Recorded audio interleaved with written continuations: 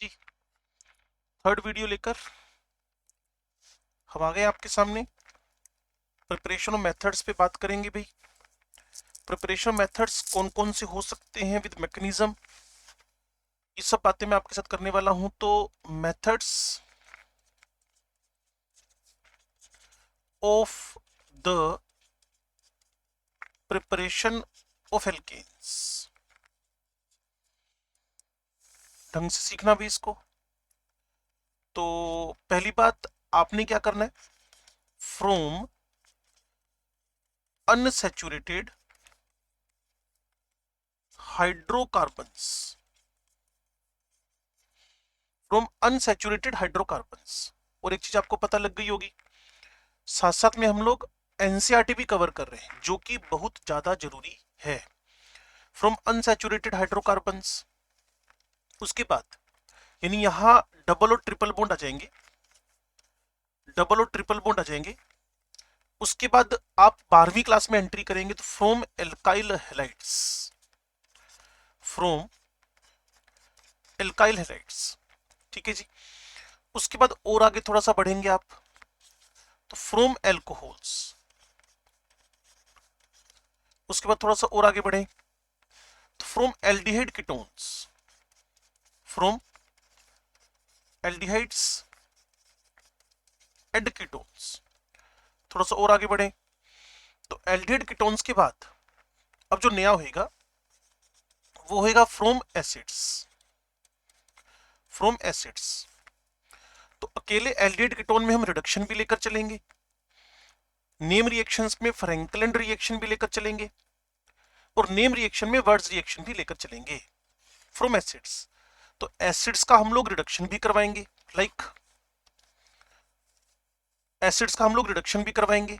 एक बड़ा powerful reducing agent है रेडपी और एचआई। एचआई इसमें रिड्यूसिंग है। इनके सोडियम सोल्ट या पोटेशियम सोल्ट लेकर डीकार्बोक्सिलेशन भी करवाएंगे, और इन्हीं से फर्दर एसिड से हम लोग एक कोल्प्स रिएक्शन भी करवाएंगे। कोल्प्स इलेक्ट्रोलाइसिस बोलते हैं उसको। और कुछ फिर मिसलेनियस रिएक्शन हो जाएंगी, स्पेशल रिएक्शन हो जाएंगी। तो from unsaturated hydrocarbons double triple को रिड्यूस करना, एल्काइल हैलाइड में वर्ड्स रिएक्शन आ जाएगी, एल्कोहल। तो एक ना स्कीम बनाकर चला करें आप लोग। प्रिपरेशन मेथड्स को रैंडमली मत याद रखें, बड़ा बढ़िया तरीका है। आप 11वीं क्लास के चैप्टर से स्टार्ट हो जाए, पहले एल्केन, फिर एल्कीन, फिर एल्काइन, देन आफ्टर आपके पास एल्काइल हैलाइड 12वीं क्लास का, फिर एल्कोहल, देन आपके पास उसके बाद आएगा एल्डिहाइड, फिर कीटोन फ्रॉम एसिड। और इस तरीके से आप एक मिसलेनियस, कुछ मिसलेनियस तरीके भी लगाएंगे। वो मेरे पास है from the metal carbides, metal carbides. इनका हाइड्रोलिसिस करवाना पड़ेगा, पी ब्लॉक एलिमेंट में आपको सिखाया था, इनका हाइड्रोलिसिस करवाना पड़ेगा, उसको लेकर चलेंगे हम लोग, ठीक है जी। तो ये प्रिपरेशन मेथड्स में सबसे पहले हम स्टार्ट करने जा रहे हैं फ्रॉम अनसैचुरेटेड हाइड्रोकार्बन। फिर मैं आपसे कह रहा हूं, आप जब प्रिपरेशन मेथड स्टार्ट करें तो आपके दिमाग में बड़ी सिंपल सी बात रहनी चाहिए कि मुझे इनके नाम जरूर याद हो। मेरे टीचर मुझे ये बोला करते थे कि अगर आपको हेडिंग याद है और प्रोडक्ट आपको पता है कि एल्केन बनना है, अगर आपको हेडिंग याद है तो आपको रिएक्टेंट साइड याद है, और आपको प्रोडक्ट पता है एल्केन ही बनाना है, तो बस आपको एरो पे क्या लिखना है उसकी हिंट चाहिए होगी। एरो पे क्या लिखना है उसकी हिंट चाहिए होगी। तो चलिए आगे बढ़ते हैं। तो सबसे पहले from unsaturated hydrocarbons, from unsaturated hydrocarbons क्या करना पड़ेगा जी, अनसैचुरेटेड हाइड्रोकार्बन से एल्केन बनाने के लिए। तो एक स्कीम देखो कैसे लिखना आपने। सबसे पहले ना आपने सबस्ट्रेट लिखना है कि जिसपे अटैक हो, जिससे आपको ये समझ में आना आसान हो जाएगा। तो वो आपके पास है एल्कीन्स और आपके पास है एल्काइंस, एल्कीन्स एंड एल्काइंस, ठीक होगी बात। रिएक्शन किससे करवानी है भाई, रिएक्शन विद, रिएक्शन किससे करवानी है, तो साफ सी बात है वो हाइड्रोजन है। तभी तो इसको हम लोगों ने क्या बोल रखा है, हाइड्रोजिनेशन, हाइड्रोजनेशन। ठीक होगी बात। सबस्ट्रेट एल्कीन्स एंड एल्काइंस हैं, रिएक्शन किससे करवानी है? हाइड्रोजन से। क्या कोई कैटलिस्ट भी लेना पड़ेगा? हाँ जी बिल्कुल। इनको हम स्टोरेज मीडिया ऑफ हाइड्रोजन बोलते हैं, निकल को, पीडी को 46 नंबर पे आता है, 28 नंबर पे, 46 नंबर पे, पीटी 78 नंबर पे। इनको हम बोलते हैं storage media of hydrogen, storage media of hydrogen, storage media of hydrogen. तो इन सबकी प्रेजेंस में आप लोग रिएक्शन कराएंगे। कैटलिस्ट आपके पास निकल पीटी पीडी है, प्रोसेस का नाम हाइड्रोजनेशन। जनरल रिएक्शन लिखनी हो तो क्या करेंगे भैया आप? सबसे पहले एक ट्रिपल बॉन्ड लिख देंगे, फिर आप उस पे हाइड्रोजन ऐड करके, फिर आप जो ट्रिपल बॉन्ड का एक पाई बॉन्ड खत्म होएगा उसको लिख देंगे, एल्कीन बन जाएगा। एंड देन आफ्टर फिर हाइड्रोजन ऐड करके आप सारे के सारे पाई बॉन्ड को खत्म करके सिंगल बॉन्ड। तो ये सबसे पहले मैंने एल्काइन से शुरू किया, फिर मैं एल्कीन तक पहुंच गया, फिर मैंने एल्केन बना दिया। ठीक होगी बात। तो एल्काइन से एल्कीन से एल्केन बन गया, एल्काइन से एल्कीन से, इसको बोलते हैं हाइड्रोजनेशन, इसको बोलते हैं हाइड्रोजनेशन। ठीक है जी। अब इसमें क्या क्या और खास बातें हो सकती हैं, चलिए उस पर भी हम एक एक करके बात कर लेते हैं। नेम रिएक्शन है, नेम ऑफ द रिएक्शन। इस रिएक्शन का नेम है आपके पास Sabatier Senderens method. It is a Sabatier Senderens method. Sabatier Senderens का मतलब क्या हुआ? ये साइंटिस्ट का नेम है जिन्होंने बताया कि इस रिएक्शन को कैसे प्रोसीड करना चाहिए एक ट्रिपल से डबल से सिंगल की तरफ जाने पर। तो अगर आप बात को समझे तो आप इसमें कर क्या रहे हैं? Triple to double to single जाने के लिए जैसे मेरे पास एक इथाइन है, इथाइन में हाइड्रोजन ऐड किया इन द प्रेजेंस ऑफ निकल, और ये इथीन में कन्वर्ट हुआ, हाइड्रोजन ऐड हुआ निकल की प्रेजेंस में, ये इथेन में कन्वर्ट हुआ। तो इस पूरे प्रोसेस के अंदर हमने हाइड्रोजनेशन करवाया, और पूरे हाइड्रोजनेशन के होने में हाइड्रोजन ऐड हुआ है, और जो हाइड्रोजन ऐड हुआ है रिएक्शन का नेम हमने रखा है SABTIERDERENS।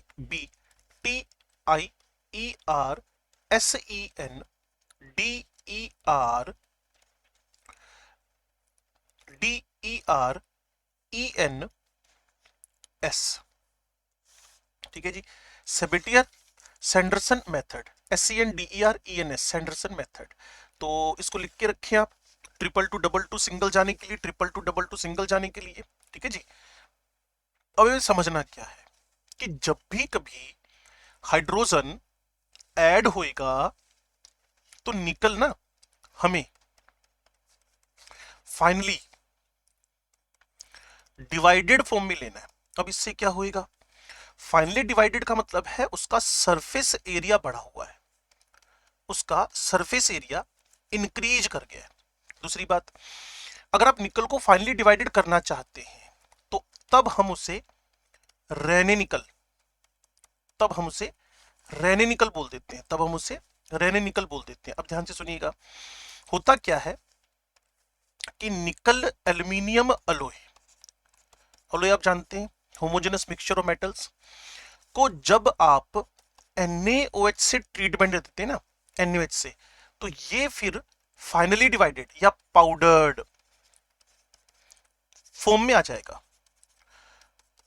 पाउडर्ड फॉर्म में जो निकल आता है उसका सरफेस एरिया बड़ा होएगा, और जितना सरफेस एरिया ज्यादा होएगा उतनी उसकी कैटालाइटिक एक्टिविटी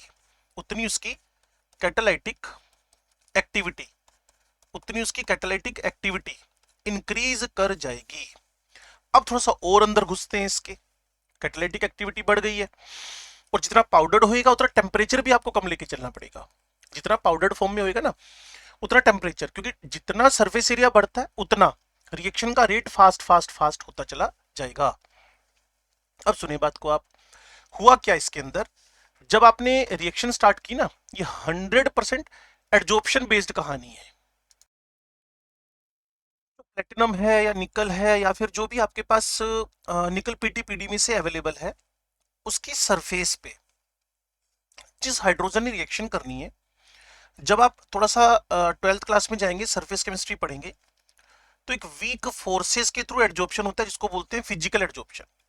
तो हाइड्रोजन का पता है क्या हुआ, अपना बॉन्ड ब्रेक हुआ और प्लेटिनम की सरफेस पे हाइड्रोजन एडजॉर्ब हो गया, फिजिकली एडजॉर्ब हो गया, कोई पक्का बॉन्ड नहीं बनता, ये वीक बॉन्ड है, स्ट्रॉन्ग बॉन्ड नहीं बनता है। अच्छा जी, उसके बाद क्या हुआ, उसके बाद जिस एल्कीन की हाइड्रोजन से रिएक्शन होनी है वो जाकर भी क्या कर गया, फिजिकली एडजॉर्ब हो गया। तो कैसे याद करेंगे आप, पहले आप मेटल का सरफेस दिखाएं, हाइड्रोजन का एडजॉर्प्शन दिखाएं, फिर आप एल्कीन का एडजॉर्प्शन दिखाएं। इतना तो weekly bonded adsorption of alkene and hydrogen हमने देख लिया है।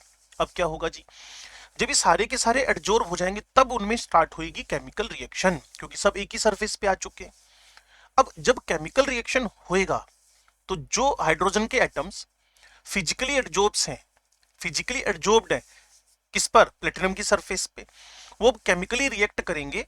क्योंकि आप देखिए ना, इसके अंदर जो ये इसका बॉन्ड था वो सिंगल बॉन्ड में कन्वर्ट हो गया, और पाई बॉन्ड जो बन गया, उस पाई बॉन्ड पे हाइड्रोजन का एडजॉर्प्शन, जो दो सिग्मा बॉन्ड बने हैं, पाई बॉन्ड के टूटने से जो दो सिग्मा बॉन्ड बने हैं उन पर हाइड्रोजन का एडजॉर्प्शन हो रहा है, उन पर हाइड्रोजन का एडजॉर्प्शन हो रहा है। तो अब देखिए, पहले एडजॉर्प्शन हुए दोनों प्रोसेस में, पहले हाइड्रोजन का फिर एल्कीन का, उसके बाद दोनों के बीच केमिकल रिएक्शन स्टार्ट हुई। और डिसॉर्प्शन का मतलब होता है कि कहीं ना कहीं जो एडजॉर्ब्ड मॉलिक्यूल है वो सरफेस फ्री करके अपने आप को कंप्लीटली प्रोडक्ट में कन्वर्ट कर लेंगे। It is a desorption, desorption molecule का एडजॉर्ब्ड से अपने आप को वापस मॉलिक्यूलर फॉर्म में मेटल की सरफेस से अलग हो जाने को बोलते हैं डिसॉर्प्शन, बोलते हैं डिसॉर्प्शन। ठीक है जी, तो इस तरीके से एक एडजॉर्प्शन फिनोमिनन पे बेस्ड सेबिटियर सैंडरसन मेथड हुआ, पूरे के पूरे एडजॉर्प्शन फंडामेंटल पे बेस्ड सेबिटियर सैंडरसन मेथड हुआ। ठीक है जी, तो आप थोड़ा सा इसको रीड करें। अब थोड़ा सा इसमें एक इंपॉर्टेंट बात जान लें जिसको आप बोलते हैं stereo chemistry of hydrogenation, stereo chemistry of hydrogenation. तो ये आपके पास ट्रिपल बॉन्ड है, मिथाइल मिथाइल जोड़ दिए गए हैं, यहां आपके पास हाइड्रोजन है, प्लेटिनम की सरफेस अवेलेबल है, निकल की सरफेस अवेलेबल है, पीडी की सरफेस अवेलेबल है। तो ये दोनों के दोनों हाइड्रोजन धीरे धीरे करके एडजॉर्प्शन के थ्रू ट्रिपल बॉन्ड पर ऐड होंगे। तो जब वो ट्रिपल बॉन्ड पे ऐड होंगे ना, तब सेम साइड में दोनों का एडिशन होएगा। तो इसके लिए बड़ी इंपॉर्टेंट टर्म हमने रखी है, इसको बोलते हैं सिन एडिशन, इसको बोलते हैं सेम साइड एडिशन। दोनों के दोनों एटम सेम साइड में जाकर जुड़ गए, इसलिए इसको बोलते हैं सिन एडिशन। और यही एक थोड़ी देर में आपके पास आएगा जब मैं ट्रिपल पे एक हाइड्रोजन को जोड़ूंगा, लेकिन वहां मुझे एक रिडक्शन करवाना पड़ेगा, BiRCH, बिर्च रिडक्शन, जहां मैं सोडियम लिक्विड अमोनिया लेके चलूंगा, और वो एडिशन सिन ना होकर, सेम साइड ना होकर अपोजिट साइड होएगा। लेकिन एक खास बात, ज्योमेट्रिकल आइसोमेरिज्म आप पढ़कर आए हैं तो आपने वहां देखा होगा कि अगर मेरे पास कहीं ना कहीं दो सिमिलर ग्रुप सेम साइड में आ जाएं, दो सिमिलर ग्रुप सेम साइड में आ जाएं, तो उसको बोलते हैं सिस फॉर्म। तो ये आपके पास एक सिस 2 ब्यूटीन बन गया है, सिस 2 ब्यूटीन बन गया है, सिस 2 ब्यूटीन बन गया। तो 2 ब्यूटाइन से अगर मैं प्लेटिनम पीडी या निकल की प्रेजेंस में एडजॉर्प्शन टेक्निक पर बेस्ड हाइड्रोजनेशन करवाता हूं, मोलिकुलर हाइड्रोजन को ऐड करता हूं, तो इसको बोलते हैं आप सिन एडिशन। और एक 2 ब्यूटाइन सिस 2 ब्यूटीन में चेंज हो जाएगा। अगर इसी रिएक्शन को कंटिन्यू करना है आपने, अगर इसी रिएक्शन को आपने कंटिन्यू करना है तो कर लेते हैं जी। तो वहां स्टीरियोकेमिस्ट्री और भी बढ़िया लगेगी, वहां स्टीरियोकेमिस्ट्री और भी बढ़िया लगेगी। कैसे? देखो, आपके पास क्या था, दो हाइड्रोजन एक ही साइड थे, सिस टू ब्यूटीन था। अब आपने ना जानबूझकर ड्यूटेरियम ऐड किया, हाइड्रोजन का आइसोटोप है, ड्यूटेरियम ऐड किया। जब आप हाइड्रोजन का आइसोटोप ड्यूटेरियम ऐड करेंगे, वो भी तो सिन साइड में जाकर जुड़ेगा पीटीपीडी निकल की प्रेजेंस में। लो जी, अब एक छोटी सी बात जो मैंने आपको बतानी है, बड़ी इंपॉर्टेंट है। देखो, इस कार्बन पर मिथाइल एच ड्यूटेरियम और ये पूरा ग्रुप डिफरेंट है। इस अगले कार्बन पर हाइड्रोजन ड्यूटेरियम मिथाइल, ये पूरा ग्रुप अलग है। तो ये दोनों के दोनों कार्बन कारेल है, both carbon atoms are chiral, दोनों के दोनों कार्बन एटम कारेल है। कारेलिटी की डेफिनेशन क्या है, मैंने आपको बताया था, किसी भी कार्बन पे जब चार अलग अलग ग्रुप लगे हों, 4 डिफरेंट ग्रुप्स लगे हों, तो कार्बन कारेल है। लेकिन एक खास बात है, इन दो कार्बन के आने के बाद भी इस मॉलिक्यूल के अंदर एक ऐसा प्लेन है जिस पर मॉलिक्यूल को दो इक्वल पार्ट्स में स्प्लिट किया जा सकता है। तो इसीलिए एक बड़ी इंपॉर्टेंट बात जो मैं आपको बताने जा रहा हूं वो क्या है, कि जो स्ट्रक्चर आपने बनाया, जो स्ट्रक्चर आपने बनाया, जो स्ट्रक्चर आपने ड्रॉ किया, उसके दो इक्वल हाफ हो गए। और ऐसे स्ट्रक्चर को आपने ऑप्टिकल आइसोमेरिज्म के अंदर मीजो, जो प्लेन पोलराइज्ड लाइट इसमें से निकलने पर किसी भी पर्टिकुलर डायरेक्शन में उस लाइट को रोटेट नहीं करता, तो उसको बोलते हैं ऑप्टिकली इनएक्टिव। सो बड़ी सिंपल सी बात, 2 ब्यूटाइन से स्टार्ट करें, 2 ब्यूटीन तक पहुंच गए सिस पे, ज्योमेट्रिकल आइसोमर है। और जैसे ही आप लोग 2 ब्यूटीन पर हाइड्रोजन ऐड करते हैं, तो 2 कार्बन मेरे पास इसमें कारेल बनेंगे। लेकिन 2 कार्बन कारेल का बनने के बाद भी मॉलिक्यूल ऑप्टिकली इनएक्टिव है, क्योंकि इसके दो इक्वल हाफ हो रहे हैं। और बड़ा सिंपल ऑप्टिकल आइसोमेरिज्म के अंदर आपको सिखाया जाता है, जब भी किसी मॉलिक्यूल के दो इक्वल हाफ हो जाएं, जब भी किसी मॉलिक्यूल के दो इक्वल हाफ हो जाएं, जब भी किसी मॉलिक्यूल के दो इक्वल हाफ हो जाएं, तो वो ऑप्टिकली इनएक्टिव, मतलब ऑप्टिकली इनएक्टिव, जब इसमें से प्लेन पोलराइज्ड लाइट निकलेगी तो ये किसी पर्टिकुलर डायरेक्शन में रोटेट नहीं करेगी। और किसी पर्टिकुलर डायरेक्शन में रोटेट नहीं करने की वजह से, किसी पर्टिकुलर डायरेक्शन में रोटेट नहीं करने की वजह से ये ऑप्टिकली इनएक्टिव हो जाएगा, जिसको बोलते हैं मीजोफोम, जिसको बोलते हैं मीजोफोम। वन मोर इंपॉर्टेंट लाइन, क्या, कि जब आप मिनिमम, इसको स्पेशल पॉइंट करके लिख लें, कि जब आप मिनिमम इथाइन से रिएक्शन करवाएंगे, फिर इथीन बन जाएगा, फिर वो इथेन में कन्वर्ट हो जाएगा, तो मान के चलें इस मेथड से मीथेन का प्रिपरेशन नहीं हो सकता, क्योंकि मिनिमम तो 2 कार्बन से स्टार्ट करोगे ना। तो मीथेन का फॉर्मेशन इस मेथड से आप नहीं कर सकते, मीथेन का फॉर्मेशन इस मेथड से आप नहीं कर सकते हो। सेबेटियर सैंडरसन मेथड मिनिमम आपको इथेन बनाकर देगा, मिनिमम आपको इथेन बनाकर देगा। सो अच्छा मेथड था। हाँ, इसी मेथड को यूज करके आप अनसैचुरेटेड फैटी एसिड्स को, क्लियर है, अनसैचुरेटेड फैटी एसिड्स को सैचुरेटेड फैटी एसिड्स में कन्वर्ट करते हो। डबल बॉन्ड्स को सिंगल बॉन्ड्स में कन्वर्ट करने का काम आप इसी मेथड से करते हो।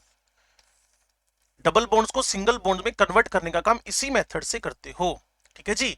तो कुल मिलाकर अनसैचुरेटेड फैटी एसिड को सैचुरेटेड फैटी एसिड्स में कन्वर्ट करना। मान को ये चलो कि आपके पास जैसे मार्केट में डिफरेंट टाइप के वेजिटेबल ऑयल से वेजिटेबल घी बनता है, मार्जरीन, तो वो काम ये है triple to double, triple to double और double to single, Sabatier Senderens method, ठीक है जी। यहां वेजिटेबल ऑयल है और इस वेजिटेबल ऑयल को वेजिटेबल घी के अंदर कन्वर्ट कर दिया गया है, ठीक है जी। तो इस पूरे प्रोसेस में जो अनसैचुरेटेड फैटी एसिड्स थे उसको सैचुरेटेड फैटी एसिड्स में कन्वर्ट कर दिया गया है, triple to double to single. इसको बोलते हैं सेबेटियर सैंडरसन मेथड। अब 1 मिनट में फास्ट एक रिवीजन कर लेते हैं, ध्यान से सुनना और समझना भाई। पहली बात, हम लोग method of preparation of alkanes की तरफ बढ़ रहे हैं। फ्रॉम अनसैचुरेटेड हाइड्रोकार्बन्स मतलब triple double, okay, substrate alkene alkyne है, रिएक्शन हाइड्रोजन से हो रही है तो हाइड्रोजनेशन बोलते हैं। कैटलिस्ट निकल पीटीपीडी है, जिनको स्टोरेज मीडिया ऑफ हाइड्रोजन बोलते हैं। हाइड्रोजन बल्क में एडजॉर्ब्ड रहती है। General reaction triple to double to single की है, हाइड्रोजन जोड़ते चले जाओ। फिर यहां हाइड्रोजन निकल की प्रेजेंस में ट्रिपल पे डबल को सिंगल में कन्वर्ट कर रहा है। रिएक्शन का नाम सेबेटियर सैंडरसन है। निकल फाइनली डिवाइडेड फॉर्म में सरफेस एरिया ज्यादा होता है, जिसको रेनेनिकल बोलते हो। रेनेनिकल बनाने के लिए निकल एलोय, निकल एल्यूमिनियम अलोय को NaOH की प्रेजेंस में आप हीट करते हो, जिससे पाउडर्ड या फिर डिवाइडेड निकल मिलता है, जिसकी कैटालिटिक एक्टिविटी बढ़ चुकी है। सॉरी। तो आपने क्या देखा, प्लेटिनम कैटलिस्ट है, इसके सरफेस पे हाइड्रोजन एडजॉर्ब हुआ, फिर एल्कीन एडजॉर्ब हुआ, फिर दोनों के बीच केमिकल रिएक्शन हुई और फाइनली वो डिसॉल्व होकर आपको एल्केन दे रहा है। एक बड़ी खास बात है जिसको आप लोग स्टीरियोकेमिस्ट्री बोलते हो। आपने हाइड्रोजन को जो इस पर एडजॉर्ब करवाया तो हाइड्रोजन का मॉलिक्यूल सेम साइड में इसमें ऐड हुआ, इसको बोलते हो syn addition, same side addition. और बिर्च रिडक्शन में आपको आपकी सिखाऊंगा। अगर मैं जो सिस 2 ब्यूटीन बना 2 ब्यूटाइन से, उस पर ड्यूटीरियम ऐड कर दूं जो कि हाइड्रोजन का आइसोटोप है, वो भी सेम साइड जुड़ेगा। तो जो स्ट्रक्चर मेरे पास बनता है उसके दो इक्वल हाफ किए जा सकते हैं, और जो कार्बन है उन पर हमारे पास अलग अलग ग्रुप जुड़े होने से वो कायरल है। और जो कायरल कार्बन है उसके बाद भी मॉलिक्यूल के दो इक्वल हाफ हो सकते हो, तो उसको बोलते हैं मीजोफॉर्म। वह स्ट्रक्चर ऑप्टिकली इनएक्टिव है और स्पेशल पॉइंट, इससे मीथेन नहीं बन सकता। वन मोर थिंग, ये जो मेथड आप कर रहे हो ये वेजिटेबल ऑयल को वेजिटेबल घी में कन्वर्ट करने में काम आता है। दैट्स वाई इसको हम बोलते हैं, दैट्स वाई हम इसको बोलते हैं अनसैचुरेटेड फैटी एसिड को सैचुरेटेड फैटी एसिड में आप कन्वर्ट कर लें, सैचुरेटेड फैटी एसिड में कन्वर्ट कर लें। तो ये हाइड्रोजनेशन, कभी आप देखें आपके घर में कभी वेजिटेबल ऑयल का डालडा गगन टाइप से कोई अगर घी आया हो, वेजिटेबल घी आया हो, तो उस पर लिखा रहता है is made by the edible oils, तो वहां हाइड्रोजनेशन कर रखा है उसका। क्लियर? तो इसको बोलते हैं एक साइड ऑयल दूसरी तरफ घी, और वो हाइड्रोजनेशन से बना हुआ है। तो अगला मेथड हमारे पास जो एल्केन्स हैं उनके हाइड्रोजनेशन मतलब उनके रिडक्शन से आएगा, और उसी के अंदर हमारा वर्ड्स रिएक्शन आ जाएगा, उसी के अंदर हमारा फ्रैंकलिन रिएक्शन भी आ जाएगा। ठीक है जी, तब तक आप इस वीडियो को रिवाइज कर करके देखते रहे, सारी इंफॉर्मेशन मैंने इसके अंदर कैरी कर ली है।